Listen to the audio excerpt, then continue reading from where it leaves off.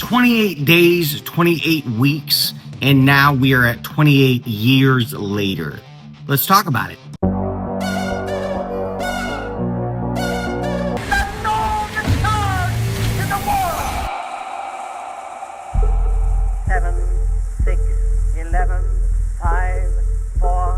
So I literally just got back from the theater from checking out this movie. And I actually saw it at Cinemark where they have the D-Box seats, which are the seats that move and vibrate along with the movie. So that was kind of a cool experience. So I'm a huge fan of Danny Boyle's 28 Days Later. It elevates the zombie genre, and it really became a cult classic and a favorite for a lot of zombie movie lovers. And I, for one, am happy to say that 28 years later continues that trend.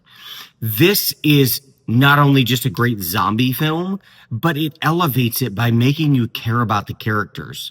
At its core, this movie is just about a family that's surviving in this world.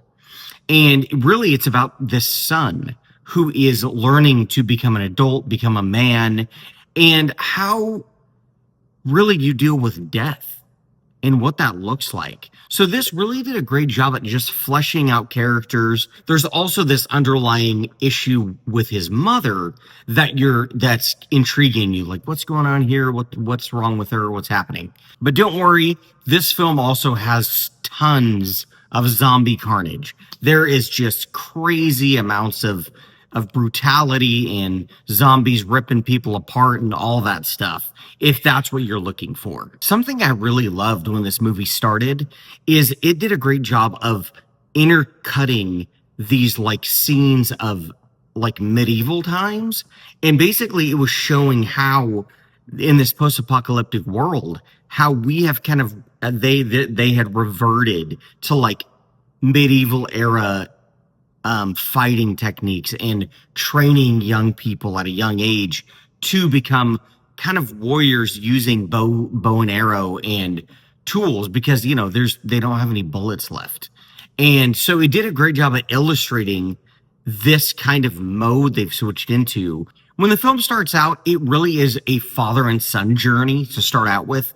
We're following this young boy he's 12, and his father, and the father takes him to the mainland. This tribe kind of lives on an island, and every day there's low tide, and they're able to go to the mainland if they need to. And so the father wants to train his son on how to function on the mainland.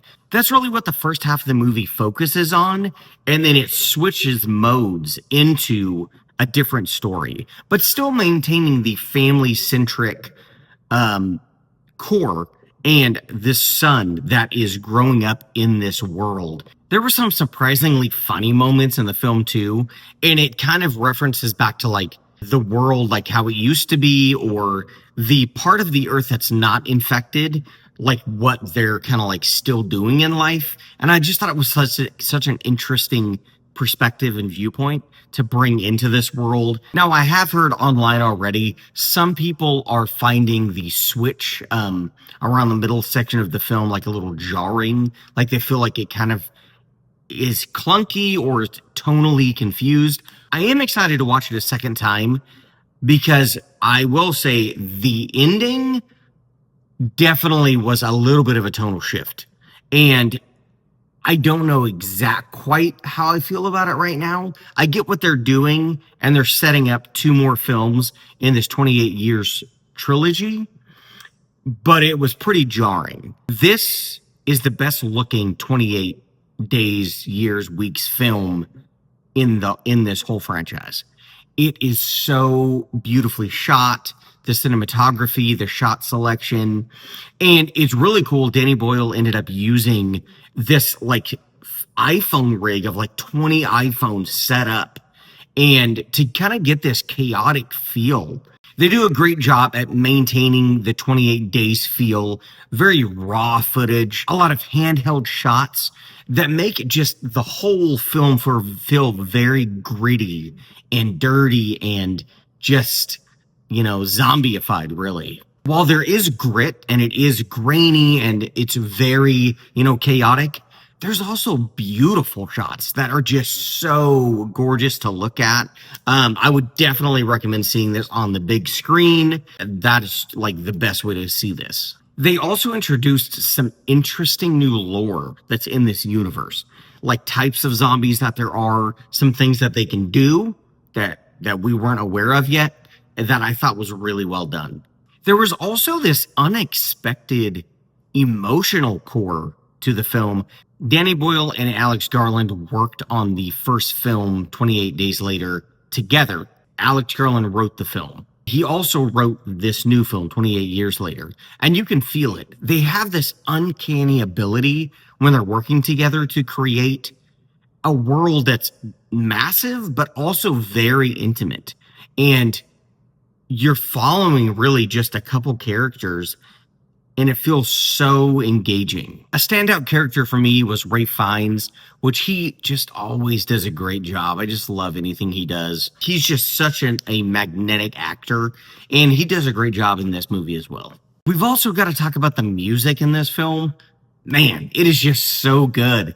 I mean, it keeps you on the edge of your seat the whole time. It kind of keeps your anxiety at a high pretty much the whole movie. So again, they're setting up a 28 years trilogy, but that didn't cheapen this experience. It didn't feel just like a setup movie. It felt thoroughly its own thing and fully developed. And I appreciated that. I believe the next film is supposed to be called 28 Years Later, The Bone Temple. So I'm curious to see what that's all about and where they go with this universe. And I love that they're expanding it and exploring it. For me, this movie had all the right beats. It had the action. It had the zombie carnage. It had the heart. It had the emotion. It had the drawing into the characters that you want. So I thoroughly enjoyed it.